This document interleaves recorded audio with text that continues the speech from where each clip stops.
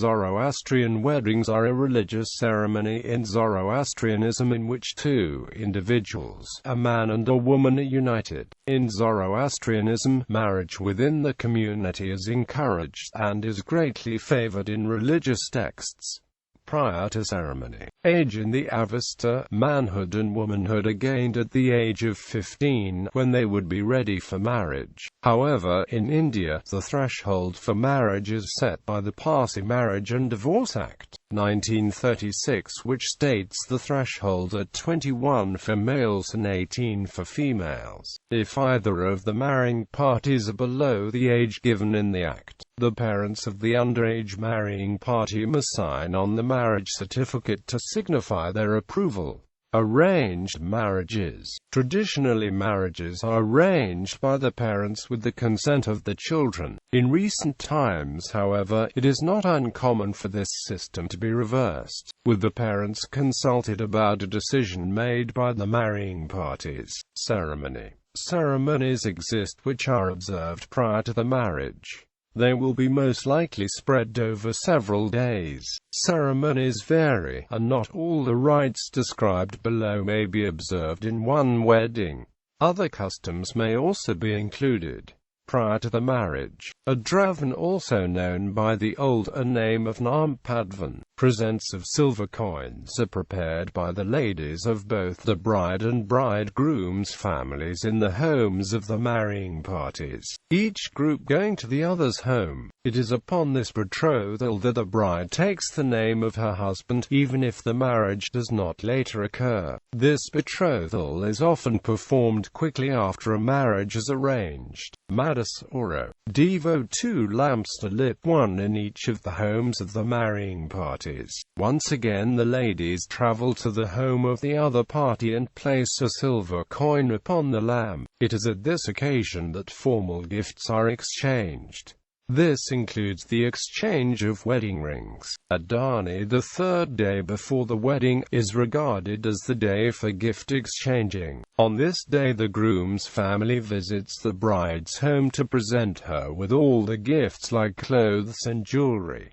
The ritual is known as Adani. The bride herself may also go over to the groom's home for this tradition, but the groom cannot do the same. The relatives, neighbors and friends are treated to a traditional meal of 7 dahi, boiled eggs and bananas. The marriage auspicious days, such as New Moon Day or Hormatst, the first day of the Parsi month, are generally favored for the wedding ceremony, coming on the fourth day of festivities. The first day of these is known as Mandav Saro, when a twig of a tree, generally a mango tree, is planted near the door, symbolic of a wish for fertility.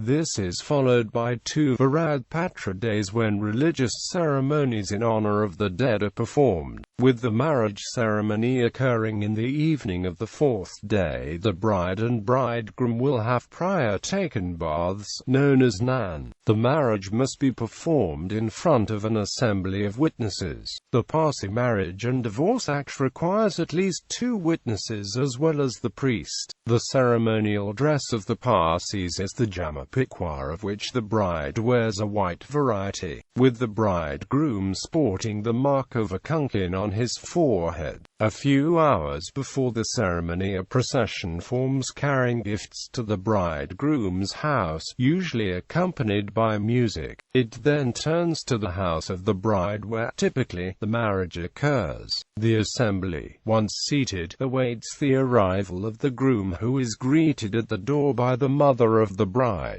Here a fresh kunkan mark is placed upon his head. During the ceremony, rice is often used as a good luck symbol, with the bride and groom sprinkling each other with cupfuls of rice, so as to remove any evil destined for the groom. An egg is passed round his head 3 times, then thrown to the ground and broken, destroying the evil with it. A similar ritual is then performed with a coconut, and then with a small tray of water which is thrown to the ground. At a point during the evening, the groom will dip his hand into a water pot which was part of the dowry. Into this pot he drops a silver coin, as a mark of appreciation for the gift. When the bride and groom take the seats, the groom sits to the right of the bride and they both face east. Rice is placed on trays either side of the couple to be thrown while they recite the benedictions. Candles, fire being an important symbol in the Zoroastrian faith, are placed either side also. The couple are flanked by a pair of witnesses, usually married relations. A curtain of cloth separates the couple.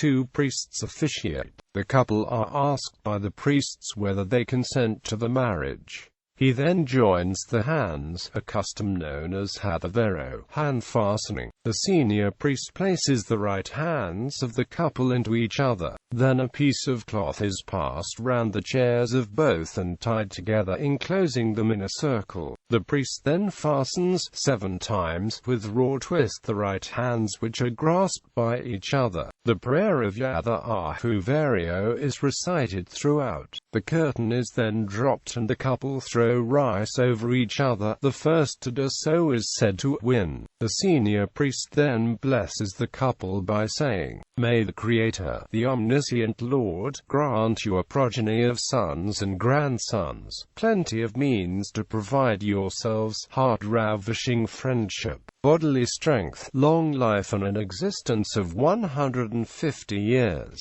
Various questions are then asked to the bride, groom and witnesses. Once they have replied, affirming that they have entered into this with righteous mind, the priest will recite admonitions and benedictions. Then the couple symbolically eat from the same dish, a rite known as dahi kumro. At the close of the ceremony, as well as at several junctures prior, nuptial songs may be sung. A wedding feast then occurs at which toasts are made to God, the couple, the sacred fire temples, the guests and the host. Fish, a symbol of good luck, is served.